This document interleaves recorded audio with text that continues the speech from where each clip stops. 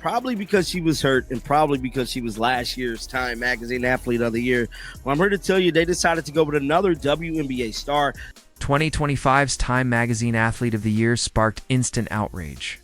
A'ja Wilson, a WNBA star, claimed the award, while Caitlin Clark, arguably the player who transformed the league's visibility, was overlooked.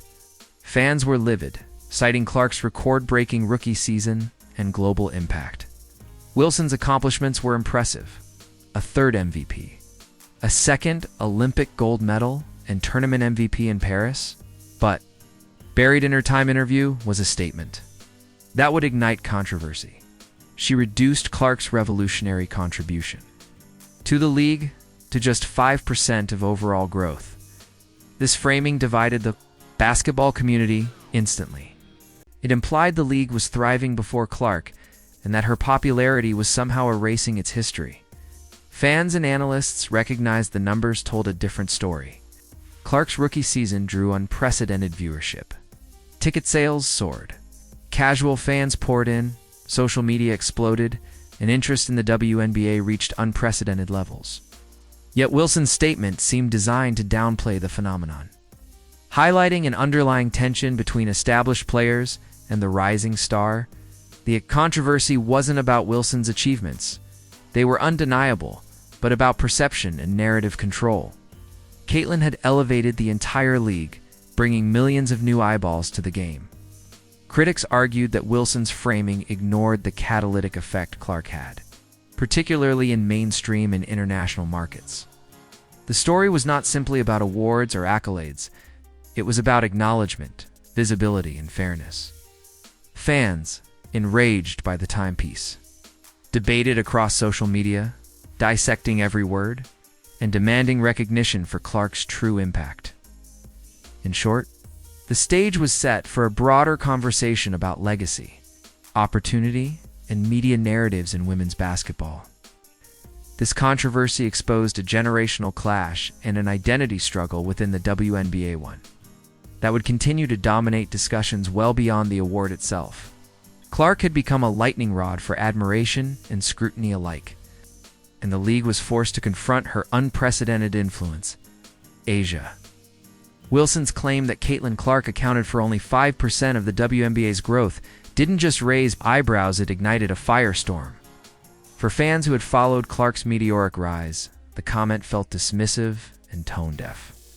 Clark had single-handedly drawn massive attention to the league, filling arenas, boosting TV ratings, and sparking a social media frenzy unlike anything the WNBA had seen before.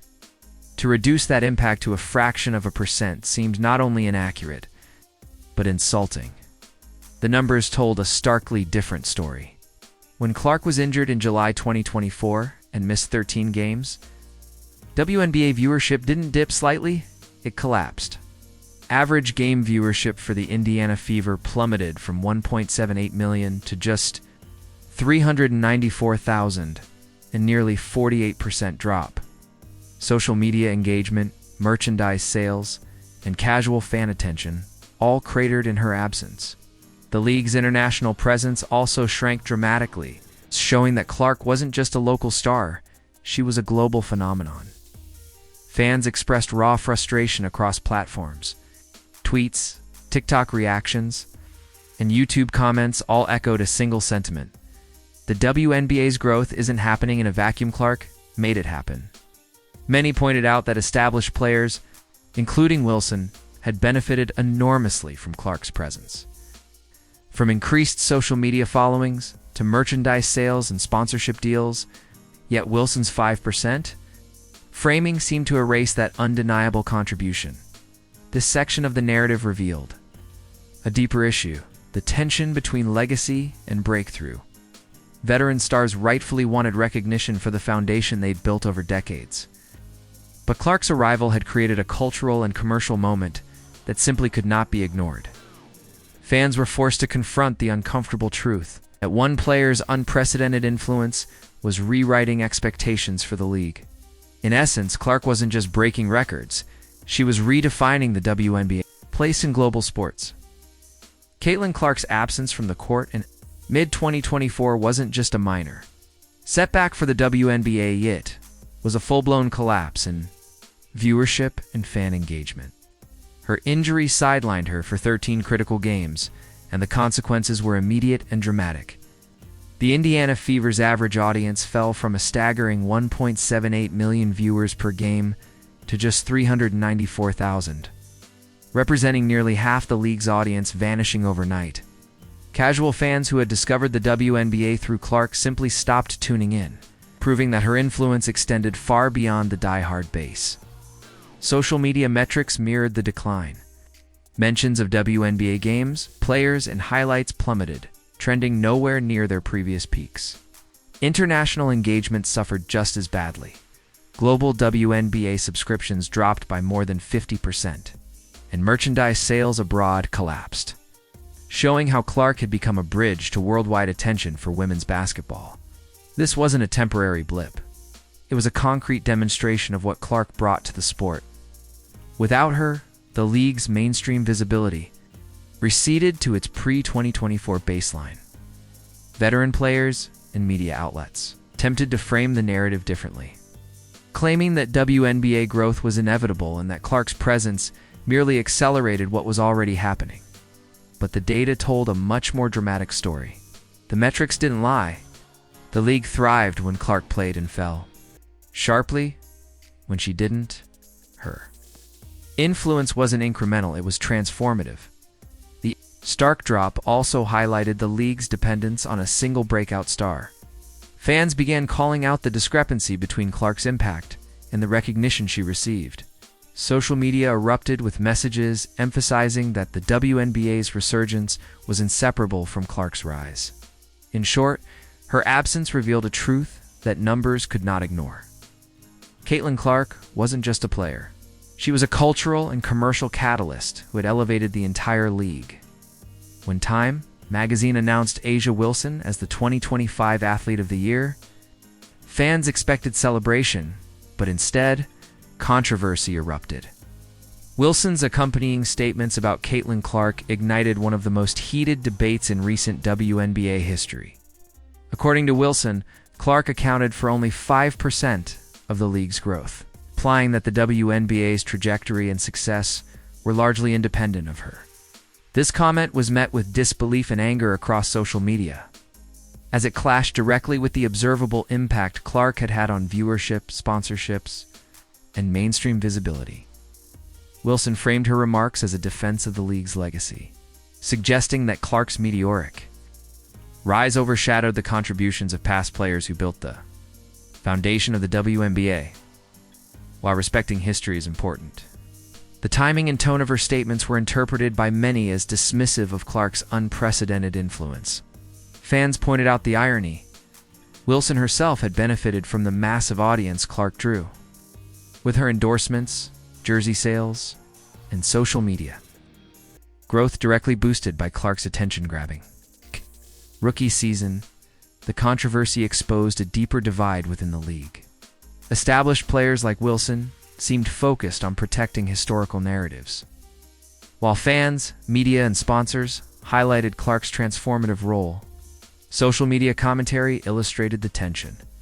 Some argued Wilson's comments were justified, a necessary acknowledgement of WNBA pioneers, while others viewed it as a betrayal, minimizing the very player responsible for record-breaking viewership and international attention. This disconnect between narrative and reality fueled ongoing debates about fairness, recognition, and media framing. Clark's measured response, stepping back, playing golf, and letting her accomplishments speak, contrasted sharply with Wilson's vocal defense of the 5% perspective.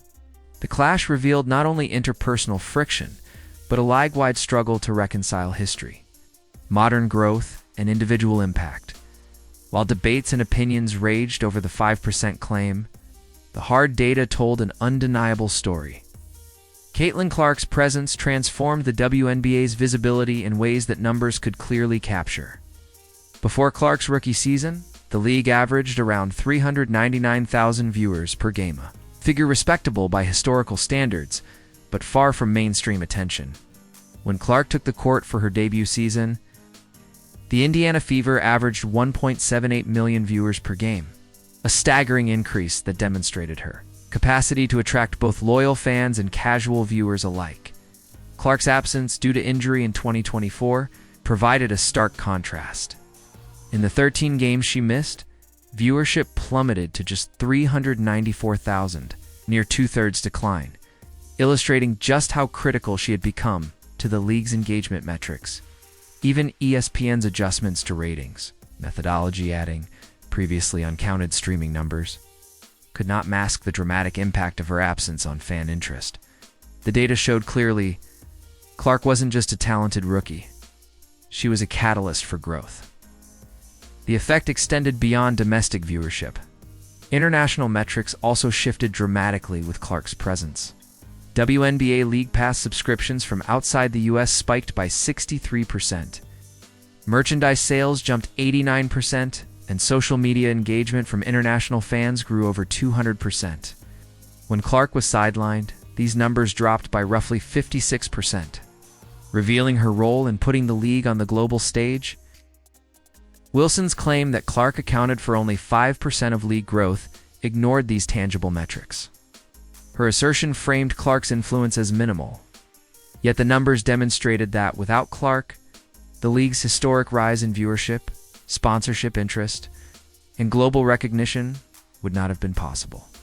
Clark's rookie season wasn't just remarkably reshaped the WNBA's profile, proving that generational talent can drive both attention and opportunity in a league, fighting for relevance beyond raw numbers. Caitlin Clark's rookie season sparked a media frenzy that highlighted the tension between established stars and rising talent. The Time magazine cover story awarding A'ja Wilson 2025 Athlete of the Year intensified these debates, framing Clark's impact as minimal, just 5% of the WNBA's growth. This framing created an immediate split in the basketball community. Fans, analysts, casual observers debated whether Clark's meteoric influence was overhyped, or if Wilson's comments unfairly diminished Clark's contribution. Social media became the battleground. Every highlight of Clark, her buzzer beaters, record-breaking performances, or even moments off the court went viral. Fans were quick to point out that WNBA viewership and engagement skyrocketed because of her presence. Memes, threads, and clips shared thousands of times painted a clear picture. Clark wasn't just a talented rookie. She was a cultural phenomenon. Meanwhile, Wilson's supporters argued for historical context, emphasizing that Clark was benefiting from a foundation built by decades of established players. This narrative tension underscored a recurring challenge in sports media, balancing respect for legacy with acknowledgement of disruptive, transformative talent. Clark navigated this with grace. She publicly credited pioneers like Cheryl Swoops, Tamika Catchings, and Maya Moore, consistently highlighting the foundation built before her arrival. Yet the media fixated on controversy, amplifying the supposed conflict between Wilson and Clark. Every interview, article, and post magnified the story, making it about rivalry rather than the league's growth. The fan reaction reinforced Clark's dominance in public perception. Despite her absence for part of the season, hashtags, search trends, and engagement metrics proved she remained the focal point of attention. The divide between numbers and narrative exposed a critical lesson. Media framing can shift perception, but tangible impact, like Clark's, is indisputable. The WNBA's growth story wasn't just a product of history yet. It was defined by a rookie willing to push boundaries and command attention in unprecedented ways. Caitlin Clark's knee injury in July 2024 was more than a personal setback. It became a turning point for WNBA viewership and international attention. Before her injury, Clark's games drew massive crowds, with the Indiana Fever averaging 1.78 million viewers per game, historic numbers for the league. When she missed 13 games, those figures collapsed to 394,000 viewers, a staggering two-thirds drop. This wasn't just a minor dip. It exposed how central Clark had become to the league's visibility and financial stability. The effect wasn't limited to domestic audiences. International WNBA engagement, which had been surging thanks to Clark's rising star, also plummeted. League Pass subscriptions outside the U.S. dropped by over 50%. Merchandise sales in international markets fell, and social media interactions from global fans declined sharply. Clark's presence had created a bridge to new audiences worldwide, and her absence revealed how dependent the league had become on her star power. Despite the decline, the metrics spoke volumes about her influence. Networks and sponsors noticed that the WNBA's mainstream breakthrough was directly tied to Clark's visibility. Disney, NBC, and Amazon executives cited her draw when negotiating the new media rights deal worth $2.2 billion over 11 years, tripling the previous deal. Without Clark, potential of such a deal would have been far lower. Clark's injury also highlighted the league's fragility. While established stars like A'ja Wilson remained relevant, they could not replicate the surge of casual viewers and international interest Clark generated. Her presence and, even temporary absence, demonstrated how transformative one-generational talent can be, reshaping both domestic perception and global appeal of women's basketball. Time magazine's assertion that Clark accounted for only 5% of WNBA growth became the most controversial talking. A'ja Wilson's comments, framed as defending league history, implied that Clark's impact was overhyped. This narrative ignited heated debates across social media, sports talk shows, and fan communities. Critics argued that the 5% figure ignored tangible evidence: viewership spikes, sold-out arenas, and unprecedented international attention during Clark's games. The controversy exposed a disconnect between media framing and measurable influence. Clark's impact wasn't hypothetical, it was quantifiable.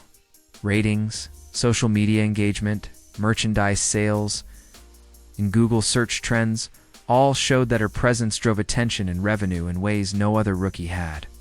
Yet, Time magazine's narrative suggested that Wilson's accolades and the WNBA historical achievements diminished Clark's transformative role. Fans and analysts pointed out that Wilson herself benefited from Clark's rise.